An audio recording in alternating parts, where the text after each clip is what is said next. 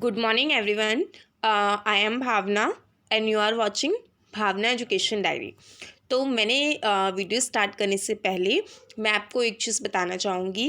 आप जो हमारी लास्ट क्लास थी उसमें व्यूज़ बहुत कम आए। देखिए, आप ये वीडियो आपके लिए है, तो आपको ये वीडियो जो एंट्रेंस की तैयारी कर रहे हैं, आपने जैसे पिछली क्लासेस देखी हैं वैसे आपको सारी क्लासेस देखनी है, क्योंकि ये आपके लिए ही बेनिफिशियल है। और इसके साथ साथ आपको इसे शेयर भी करना है। और अगर आपको इसके रिगार्डिंग आपको कोई भी सजेशन देना है तो आप कमेंट सेक्शन में दीजिए, या आपकी कोई भी क्वेरी है आप उसे कमेंट सेक्शन में पूछ सकते हैं। और इसके साथ ही हम स्टार्ट करते हैं इस क्लास को। ये बहुत ही ज़्यादा इम्पॉर्टेंट जो है पोर्शन है कि offences affecting the human body, वो ऑफेंसेस जो ह्यूमन बॉडी को अफेक्ट करते हैं, इस पर सबसे ज़्यादा क्वेश्चन आते हैं। ठीक है, अब एंट्रेंस टेस्ट में करंट, जीके और लीगल पोर्शन ये ज़्यादा पूछा जाता है। कॉन्स्टिट्यूशन जो है ये अब कॉन्स्टिट्यूशन का जो एवरेज कर दिया है इन्होंने, रेशियो वो कम कर दिया है। ठीक है, मैथ्स सब ना के बराबर पूछी जा रही है, तो मैथ्स में अगर आप वीक हैं तो भी आपको कोई दिक्कत नहीं है, आपको कोई स्पेशल एफर्ट करने की ज़रूरत नहीं है। तो यहाँ पे आपको ये पोर्शन बहुत अच्छे से आपको स्ट्रॉन्ग करके चलना है। आपको सारा जो है एंट्रेंस में सिलेबस है वो आपको सारा कवर करना है। सारा कवर इसलिए करना है क्योंकि यहाँ पे जैसे कि डीयू में एक पर्टिकुलर रेशियो नहीं है कि इतने क्वेश्चन इससे पूछेंगे, इतने क्वेश्चन इससे पूछेंगे, इतने क्वेश्चन इससे, ऐसा कुछ नहीं है। वो किसी से भी कितने भी क्वेश्चन पूछ लेते हैं, तो आपको ये करना है। और आपके लिए एक और चीज़ मैं बता दूं कि कुछ मैं कम्युनिटी में आपको जो इम्पोर्टेंट वीडियो का लिंक है, मॉक टेस्ट सीरीज़ जो हमने इस सेमेस्टर में चलाई थी, जो आईपीसी और बाकी इंपॉर्टेंट सेक्शंस की थी, आप उनको देख सकते हैं। उसमें एमसीक्यूज क्वेश्चन है, आप उनको कर सकते हैं जो आपकी हेल्प करेंगी। और इसके साथ ही यहाँ पे आज हम स्टार्ट करते हैं कल्पेबल होमिसाइड और मर्डर। इसमें कुछ काफ़ी क्वेश्चंस आते हैं। और इसके साथ ही यहाँ पे सबसे पहले जो कल्पेबल होमिसाइड है ये मर्डर से डिफरेंट होता है, और इसमें आपको एक वर्ड ध्यान रखना है, वो है लाइकली। ठीक है, लाइकली जो है वो कल्पेबल होमिसाइड में होता है, और जितने भी कल्पेबल होमिसाइड होते हैं सॉरी वो सारे कल्पेबल होमिसाइड मर्डर में इंक्लूड होते हैं, मगर सारे जो मर्डर होते हैं वो कल्पेबल होमिसाइड नहीं होते। कल्पेबल होमिसाइड क्या होता है, मर्डर की एक ब्रांच होती है कि मर्डर की एक ब्रांच है, और सारे कल्पेबल होमिसाइड मर्डर हो सकते हैं, लेकिन सारे मर्डर जो है वो कल्पेबल होमिसाइड नहीं हो सकते। ठीक है, आपको लाइकली वर्ड ध्यान रखना है। लाइकली वर्ड इसलिए आपको ध्यान रखना है कि ये वर्ड कल्पेबल होमिसाइड में होता है जहाँ पे आपका जो एक्ट है वो लाइकली टू कॉज, जो लाइकली टू कॉज है, यानी कि वो क्या होगा कि सामने वाले पर्सन की डेथ का कारण बन सकता है, या उसकी इंजरी का कारण बन सकता है, या आपकी जो नॉलेज है, आपकी नॉलेज जो है वो क्या है, लाइकली टू कॉज हार्म, कि सामने वाले पर्सन को उससे हार्म हो सकता है। ठीक है, तो यहाँ पे सबसे पहले आपको इसकी डेफिनेशन बिल्कुल भी पूरी रटने की ज़रूरत नहीं है, एमसीक्यू पेपर होता है, सिर्फ आपको कॉन्सेप्ट समझना है। कॉन्सेप्ट समझने के साथ ही क्लास के बाद आपको क्या करना है कि आपके जितने भी यहाँ पे आपकी, मैंने जैसे बोला था, यूनिवर्सल और सिंगल की बुक लीजिए, या अगर आपके पास और भी कोई बुक है एलएलबी एंट्रेंस के लिए, आप उसको रेफ़र कीजिए, उसमें से क्वेश्चन सॉल्व कीजिए। क्वेश्चंस जैसे कि जो टॉपिक मैं आपको करा रही हूँ उन टॉपिक से रिलेटेड आप क्वेश्चंस कीजिए, और इसके साथ आप कॉन्स्टिट्यूशन पढ़ सकते हैं, और आप लीगल मैक्सिम्स को अभी से याद कर सकते हैं। ठीक है, और भी बहुत सारा सिलेबस है जो आपको खुद से ही करना है, आप उसे क्रैक कर सकते हैं, बहुत डिफ़िकल्ट नहीं होगा। और इसके साथ ही यहाँ पे आपको सेल्फ स्टडी बहुत ज़्यादा ज़रूरी है। तो यहाँ पे cause by doing any act with the intention of causing death, यहाँ पे आपकी इंटेंशन होनी चाहिए उस पर्सन को मारने की, आपके एक्ट से वो मरे, आपकी इंटेंशन सामने वाले को नुकसान पहुंचाने की है, लेकिन आप ऐसा एक्ट कर रहे हो जिससे उसकी डेथ हो जाती है, और आपकी ऐसी इंटेंशन है उसको नुकसान पहुंचाने की, और आपकी इंटेंशन आप क्या कर रहे हो, आपकी इंटेंशन है उसे बॉडीली इंजरी देने की। ठीक है, लेकिन उसकी डेथ हो जाती है, कल्पेबल होमिसाइड होगा। ठीक है, आपकी नॉलेज है कि आपका जो एक्ट है वो सामने वाले की डेथ जो है, सामने वाले की डेथ हो सकती है उससे, तो ये भी, अब इसको ज़रा एक्सप्लेनेशन में समझते हैं कि कल्पेबल होमिसाइड क्या है।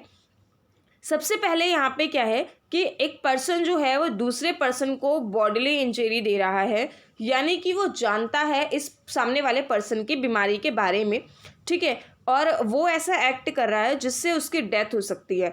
मान लीजिए बी का अभी अभी कोई ऑपरेशन हुआ है पेट में, और उसके ऑपरेशन अभी 2-3 दिन में हुआ है। डॉक्टर ने बिल्कुल उसे उठने के लिए मना किया है कि अगर इसको अब इस ऑपरेशन पे कोई भी इंजरी होगी, हल्की सी भी इंजरी होगी, तो ये मर जाएगा। ए इस बात को जानता है, ठीक है, ए इसके पेट में ही पंच कर देता है तो ये मर जाता है। ये कल्पेबल होमिसाइड हो जाएगा कि इंटेंशन इसमें देखी जाएगी कि आप ये बोल के डिफेंस नहीं ले सकते कि मुझे तो जो है मैंने तो उसको एक पंच मारा है, पंच मारने से डेथ नहीं होती। लेकिन अगर आपकी नॉलेज में है, आपको ये सारी चीज़ें पता है कि उसको कोई पर्टिकुलर डिसीज़ है, कोई डिसऑर्डर है, कोई बॉडीली इन्फर्मिटी है, ठीक है, और इसके साथ ही किसी के ट्यूमर है या कोई ऐसी इंटरनल डिसीज़ है, ठीक है, तो इन एक्सप्लेनेशन में इन चीज़ों को बताया गया है कि आप, और दूसरी चीज़ क्या है कि आप किसी को इतना हर्ट कर देते हो, इतनी इंजरी पहुंचा देते हो कि वो मर जाता है, ठीक है। आप सिर्फ इंजरी पहुंचा रहे हो, आप मार नहीं रहे हो। बी ने ए को इतना ज़्यादा मार दिया, बहुत ज़्यादा मार दिया, और उसको मारने के साथ ही सर पे मारा बहुत ज़्यादा। अब यहाँ पे ए उस वक्त नहीं मरा, लेकिन यहाँ पे ए को इतनी ग्रीवियस हर्ट हुई है, इतनी ज़्यादा इंजरी होती है कि वो हॉस्पिटल में 1-2 दिन बाद मर जाता है, या 5 दिन बाद भी मरता है, 10 दिन बाद भी मरता है। तो यहाँ पे वो जो मर रहा है वो किसकी वजह से मर रहा है? वो तो इसके एक्ट की वजह से मर रहा है। तो ये यहाँ पे जो है ये इसमें इंक्लूड होगा, ठीक है। और इसके साथ ही यहाँ पे अब इसको प्रिवेंट करना, मान लो कि ए बहुत ज़्यादा एक की जो कंडीशन है वो ऐसी है कि वो टाइम पर अगर डॉक्टर के पास पहुंचता तो वो बच जाता, लेकिन आप क्या कर रहे हो, आपने बीच में ही रोक दिया, आप उसे डॉक्टर के पास नहीं जाने दे रहे हो, और उसको कोई भी जो है मेडिकल ट्रीटमेंट के लिए आप नहीं जाने दे रहे हो, आप उसको प्रिवेंट कर रहे हो, ठीक है। तो यहाँ पे क्या है कि आप भी कल्पेबल होमिसाइड कर रहे हो, ये इसके अंदर पनिशेबल है। इसके साथ ही यहाँ पे जो है वो चाइल्ड जो मदर की फॉर्म में है, यानी कि जो चाइल्ड जिसका भी बर्थ नहीं हुआ है, अगर आप उसको मारते हो तो वो होमिसाइड नहीं होगा। होमिसाइड का मतलब क्या होता है कि एक पर्सन के थ्रू दूसरे पर्सन का, एक मानव के थ्रू दूसरे मानव का जो है यहाँ पे कत्ल होना, या आपको उसको किल करना, ठीक है, तो वो पनिशेबल होगा। अब इसके साथ ही यहाँ पे culpable homicide to cause the death है, यहाँ पे सिर्फ लिविंग चाइल्ड के लिए है, ठीक है।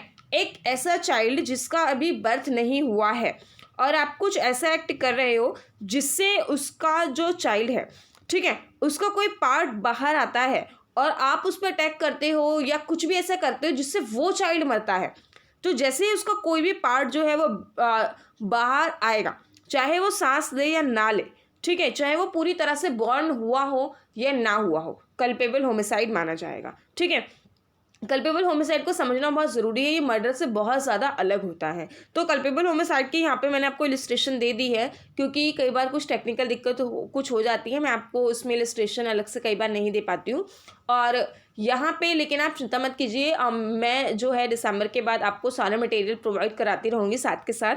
अब इसके साथ यहाँ पे क्या है कि अब हम एक एग्जाम्पल देखते हैं। एग्जाम्पल यहाँ पे ये वाला देखेंगे हम पहले की, ए क्या करता है, वो जानता है कि जेड जो है वो झाड़ियों के पीछे छुपा है, और बी इस बात को नहीं जानता, ठीक है। 3 कैरेक्टर हैं, ए जानता है कि जेड छुपा है, बी नहीं जानता।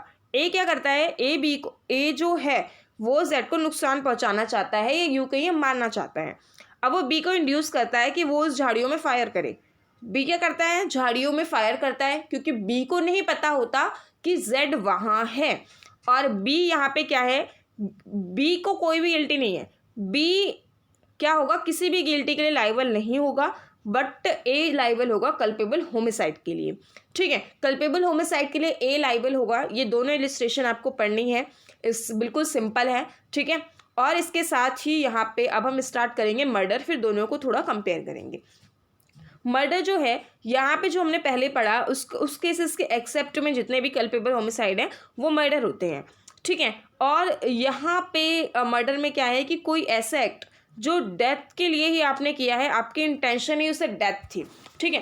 पहले वाले में डेथ आपका इंटेंशन नहीं है। अब इसमें आपकी जो इंटेंशन है वो पूरी तरह से डेथ है, कि आपको क्या करना है, डेथ कर रहे हो आप, ठीक है। डेथ के लिए आपका अटेम्प्ट है।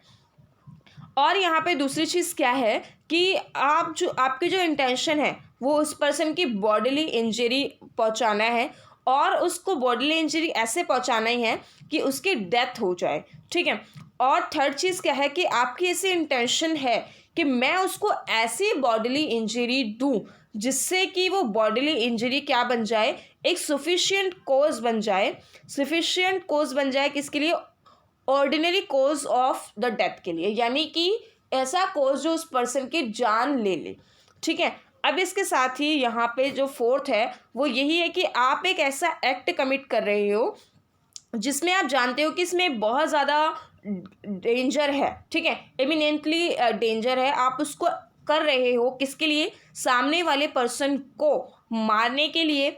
और इसमें आप कोई भी इसमें आप ऐसा एक्सक्यूज़ नहीं रख रहे हो जिससे वो बच जाए। तो ये क्या है, ये मर्डर है। एक चीज़ और, जिस पर्सन के लिए ये प्लान किया जा रहा है, अगर वो पर्सन बच जाता है तो जो ऑफेंडर है यहाँ पे, जो रॉन्ग डूअर है, जो गलत काम कर रहा है, वो क्या होगा, वो अटेम्प्ट टू मर्डर के लिए लाइबल होगा, ठीक है। अगर वो मर रहा है सामने वाला पर्सन तो ही यहाँ पे वो पूरे मर्डर के लिए, कमीशन के लिए लाइबल होगा।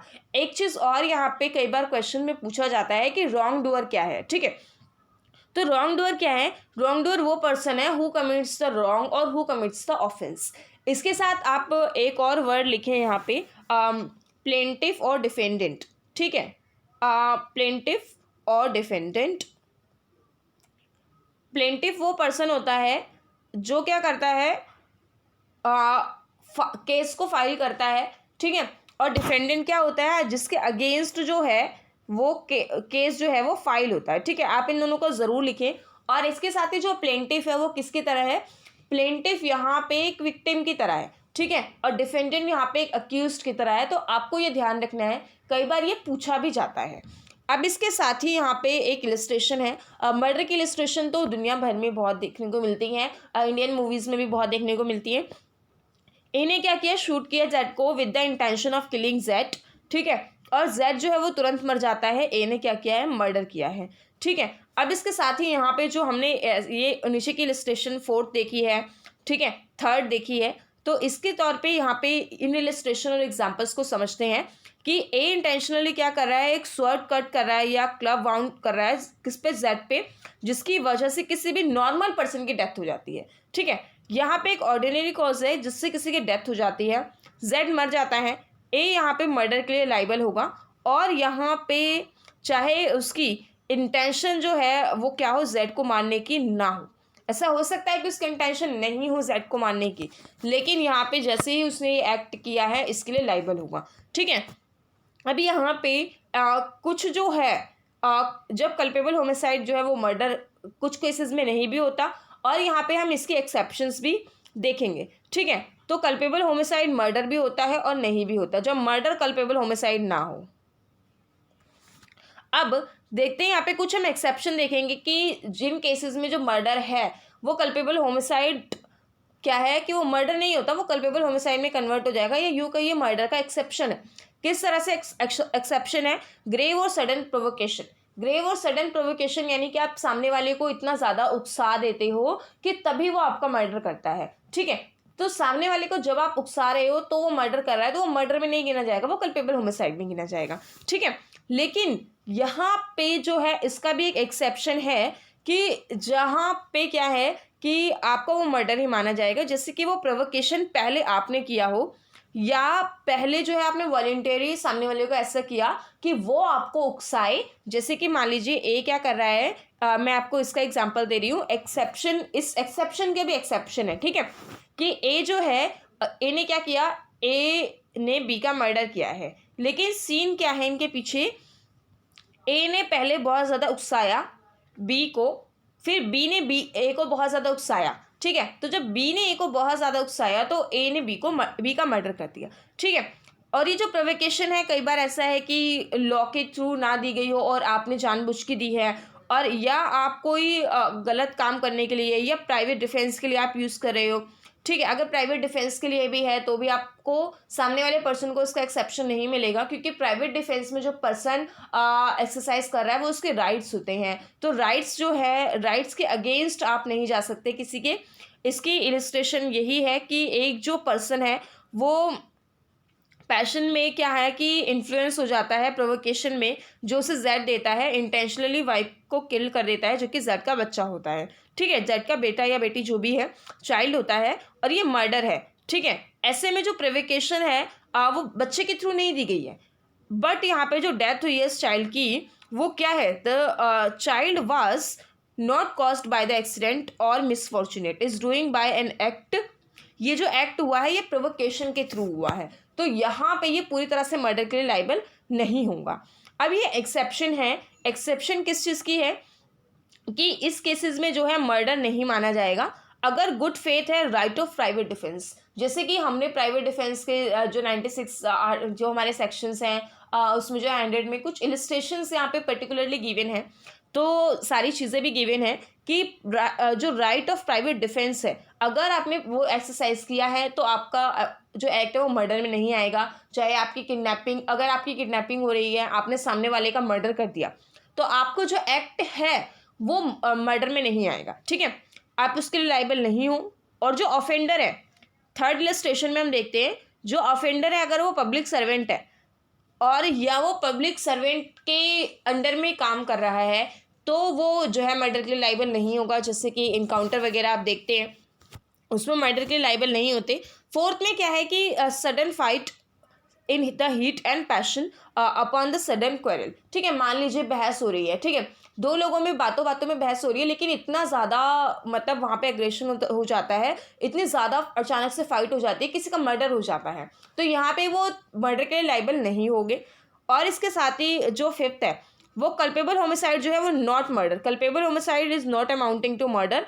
जब यहाँ पे क्या है कि वो पर्सन जिसकी डेथ हुई है वो क्या है कि below the age of 18 years, 18 years तक है, ठीक है, और सफ़र कर 18 ईयर्स से कम है, या वो किसी ऐसी बीमारी से सफ़र कर रहा है और जिसमें वो क्या करता है, अपनी डेथ का रिस्क जो है अपने कंसेंट पर लेता है।